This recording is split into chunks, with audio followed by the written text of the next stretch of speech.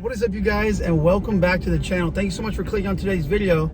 I'm actually heading down 61st Street right now in Galveston, Texas. I'm going to meet up with somebody who I'm going to introduce to y'all in just a minute whenever I get to the spot, but we're going to be doing a little bit of wade fishing. So we're going back out to the same reef I was at the other day, I think 2 videos ago. So if you haven't seen that one, go check it out. Went out, caught a couple trout. Basically, we're just trying to replicate that. Person I'm meeting up with, it is their first time wade fishing. So hopefully we'll be able to get them on some fish. And this is a pretty easy spot to wade. So I thought it was a good idea. It is a rainy morning. The roads are soaking wet.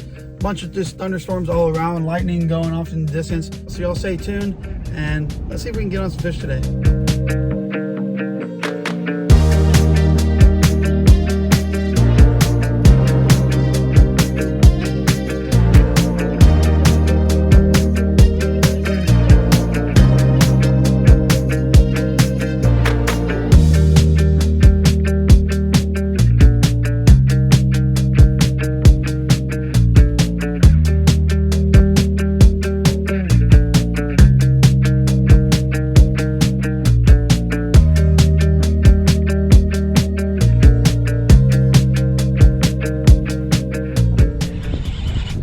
Up, y'all. Let's see. I don't know what this is. Feels like maybe a flounder.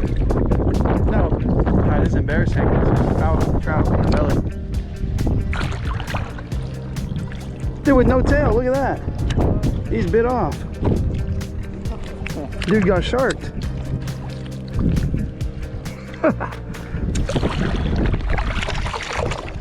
Okay, we made it to the end of the reef. And it's about waist deep out here right now.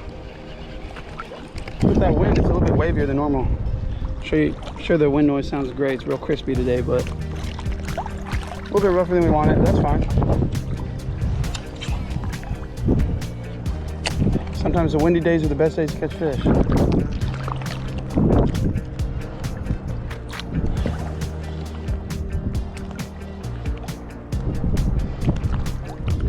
We've been fishing out here for probably about 25 minutes at the end of the reef.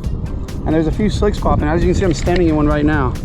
I don't know if you can see it, but you can smell it for sure. The thing is, I don't know where they're coming from, because the wind is blowing this way, but if you drop a lure in the water, watch it flow, it's going from this way. So I'd imagine they're over there. But I haven't got any bites back here, so I don't know. Got a couple little bites casting out in front of me, but not very consistent.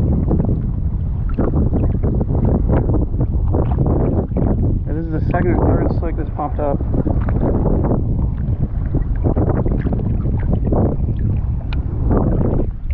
And we'll see, hopefully there'll be some fish coming out of here. Alright, y'all, we're making our way back down the reef. We didn't catch anything at the end out there. So we're coming back down, we're gonna move spots here. The sun's finally coming out. But we stopped here to fish for a minute. We just caught a little speck and then just got thumped like crazy right here. I'm gonna fish it for a minute, see if we can hook into anything. The wind actually died out about 30 minutes ago and it was nice and calm for a little while, but now it's picked back up, blowing from the back again. But on this side of the reef, you can see wavy, calm, and there's quite a bit of bait popping over here too. You can see all the ripples. Maybe there's some fish.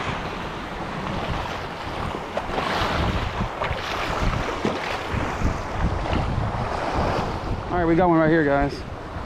Finally, it feels like a bit better fish.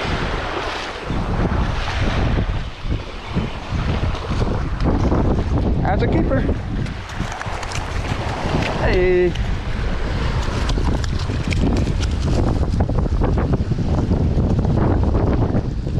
That one's going on the stringer for sure, so I'm just gonna let him flash around, but I knew I got thumped out there.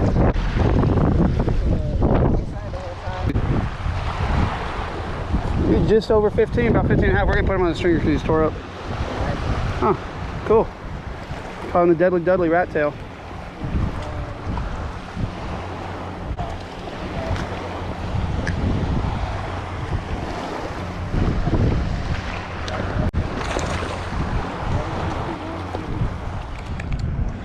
Well, no more fish from up on the reef, so I continue to walk and now made it all the way back to the beginning. I'm gonna fish this little hole that we fished earlier where we cut those dinks. See if there's any keepers in here. If not, heading to the next spot. Tried for trout here. The next spot is a flounder spot and maybe a redfish. Let's see if we can pull a flounder out though. If we can get a flounder and a redfish, then that would be a slam, and that'd be the goal. There we go, the little guy right here. Little speck. They're still in here though, just a bunch of dinks in this area. Maybe I could throw a big lure, I don't know, but leopard print.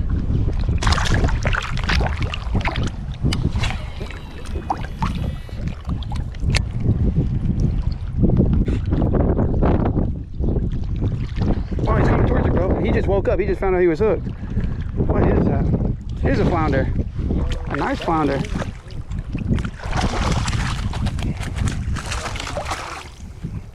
He might keep.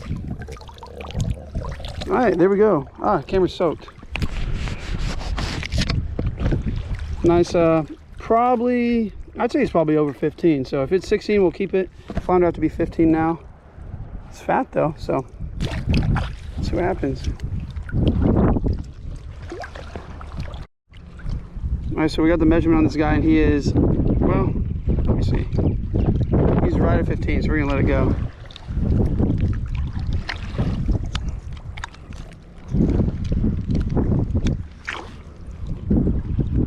There he is though.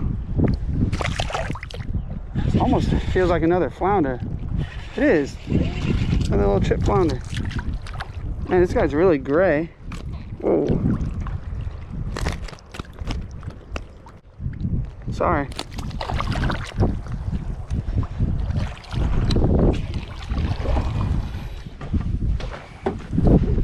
Alright, well, we just pulled it to the next spot here. We're gonna try to cast out some finger mullet. We don't have any gulp. Cast out some finger mullet, and if we get some, then we'll go out here and try to catch some flounder around these pilings. The water looks super good over here, super clean, and there's quite a bit of mullet jumping in this area. Water looks way better over here than anywhere else. It's pretty protected. So we'll try casting a few. Not the best at throwing this casting out, as y'all know, if you've seen the other videos. We'll see what happens. But we did already catch one in, oh no, we caught two in the first cast. And those are the perfect size finger mullet for a flounder. It gets no better than that. Those will get bitten by something. I would say I guarantee it, but then I'll just jinx myself, so hopefully.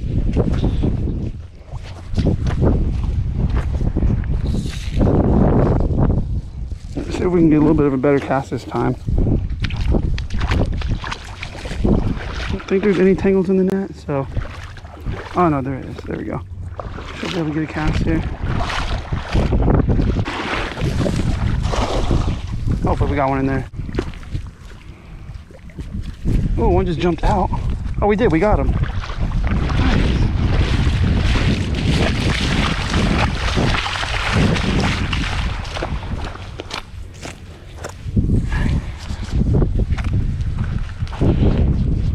Oh, dude, I got a bunch. There we go. We got 4 of them. That's good. Put these in the bucket, cast it a few more times, and then we'll head out there. Okay, so a little mid-morning update. So we left the last spot, caught a couple trout, a couple little flounder, but only one keeper trout that I'm gonna take on for the catch and cook.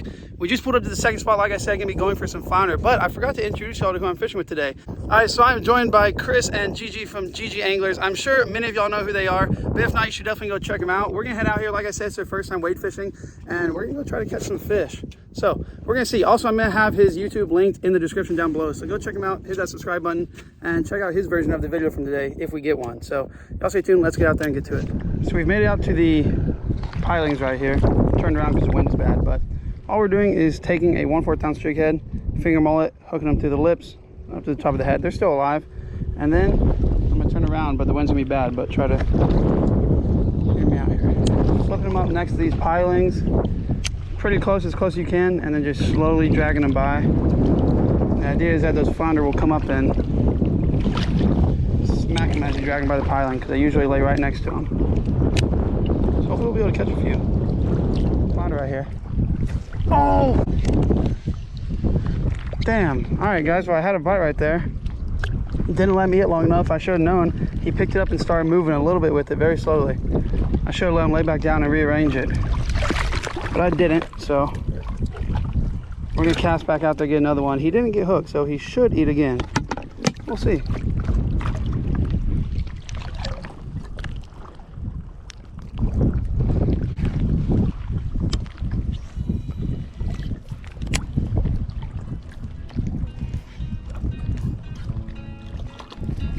And just like that, you guys, we are back in the car, headed home. So we did not catch any flounder at that spot, which is crazy. That is usually an extremely good flounder spot, or at least this place where you can go and pull out 2 or 3. But it was still a good day of fishing. Caught a whole bunch of little trout, 1 keeper. So we're gonna be doing that catch and cook. Like I said earlier though, make sure to go check out GG Anglers. They make some pretty good stuff, especially if you're into catching big fish like jacks and bull reds and stuff like that. They got some good content. So make sure to check them out, and I will see y'all back at the house. Well, for me, it's like 45 minutes, but for y'all, it'll be just like that. So we are back in the kitchen now, and we're about to be making up this fish, this trout that I caught the other day. I actually put another fish out of the freezer, so we have 2 fish in here. And in one of my last videos, I made fish cakes. So today, I'm also gonna be doing that same recipe, but instead of fish cakes, what we're gonna do is we're gonna take that and we're gonna stuff it in jalapenos and make little jalapeno fish cake poppers. Just something a little different. So I'm gonna go over what we have real quick. Obviously, like I said, we have our fish. We have it nice and diced up already. Speckled trout right here. And then we have our jalapenos. We got them cut in half, took all the seeds out. We got our celery and onion that's gonna go in the fish. We have our 1 egg for the fish. We have our breadcrumbs, and then of course, the bacon to wrap the poppers in. And we're also just gonna be baking this in the oven at 400. I don't think it'll take too long, but hopefully it'll be good. I did debate frying them up after I baked them, so cooking them in there until they were done, and then frying them up to get a little bit of a crust on the breadcrumbs and the fish. But I think we're just gonna go oven and see how it looks. So let's get right to it. We're gonna take our fish. We're gonna take our celery and onion, and I don't think we're gonna need all this. We're gonna put this in there. Now guys, if you don't have any fresh fish at home, and you don't wanna go buy any, you could also use canned chicken. As weird as that sounds, canned chicken is amazing to make little patties out of. So we might make a couple of those in a minute. But we're gonna add that in there. We're gonna take our breadcrumb, wait no, I lied to you guys. We're going to take our seafood seasoning right here. Any seafood seasoning works. This is not my favorite, but it'll be fine. And we're gonna add a pretty generous amount of that. And then we're gonna take our breadcrumbs, and we're just guessing on everything here. One day, I will actually do a real recipe where I go over the exact amount that we need, but that takes all the fun out of it, guys. You just gotta eyeball it. We're gonna do about like that. Take our egg, crack, crack, boom, and he's in. We're gonna take this, we're gonna stir it up. I can already tell you right now, we did a lot of breadcrumbs. We're gonna need another egg. That's fine.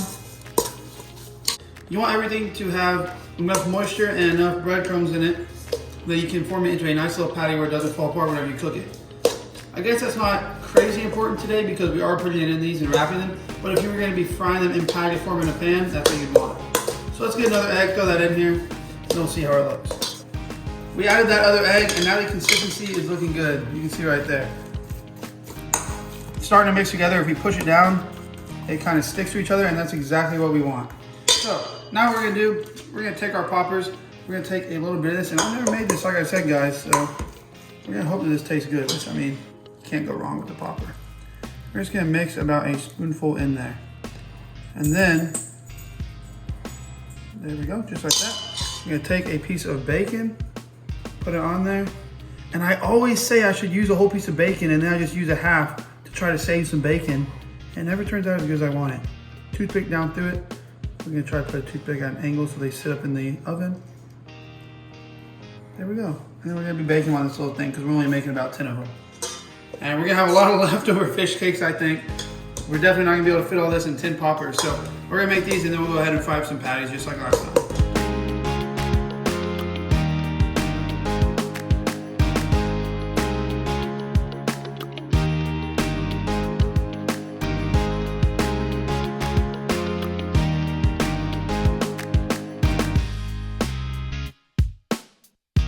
Got them all lined up here on the pan. As you can see, we stuffed them pretty fat. Now we're gonna throw them in the oven. We got it at 400 degrees. I just set the timer. I put it on 10 minutes, but we got 9.5 minutes left there. Hopefully they'll be done by then. All we're looking for is for that bacon to be cooked, because if that bacon's cooked, that fish is probably cooked, so it doesn't take long. The timer's going off, and guys, we did 10 minutes, and then I reset it for 10 more, and then I reset it for 3 more because it didn't look cooked, but now it looks pretty cooked. Obviously, it's not on the grill. That bacon is not gonna have that crispy look all over it unless we broiled it, but y'all check that out. We can feel it. It feels hard on the top right there on the crust, which means that they are cooked. So it took 23 minutes is what it ended up taking. And yeah, now they're done. So we're gonna let these cool up, and then we're gonna take a bite and tell you how they are.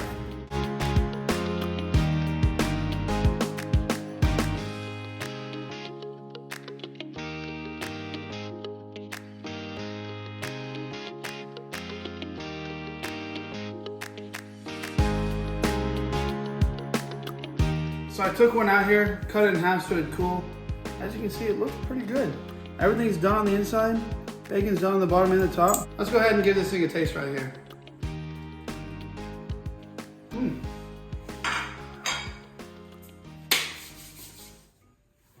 Okay, that's super good. Damn, those jalapenos are super hot for some reason, even without the seeds. I don't know what's going on. I definitely recommend trying these out. They'd be a good appetizer. But to be honest with y'all, I like them more as just fish cakes instead of stuffing the jalapenos. This is good, but just straight up fish cakes fried in the pan is definitely better in my opinion. Thank you guys so much for watching. Don't forget to hit that like button. Leave a comment down below. Subscribe if you're not already. If you are, thank you guys so much. That's all I have for you today. Another video coming soon, but until then, peace.